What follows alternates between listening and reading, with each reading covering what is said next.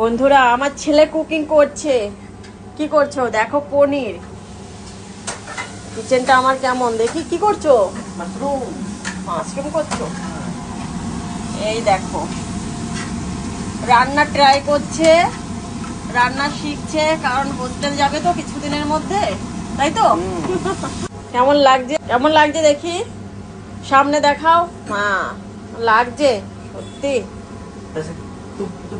হ্যাঁ, টুপিটাও আনতে হবে মনে হচ্ছে। পনির করছে, পনির মাশরুম দিয়ে। পাতা নেই কি কি রেসিপি দেখে।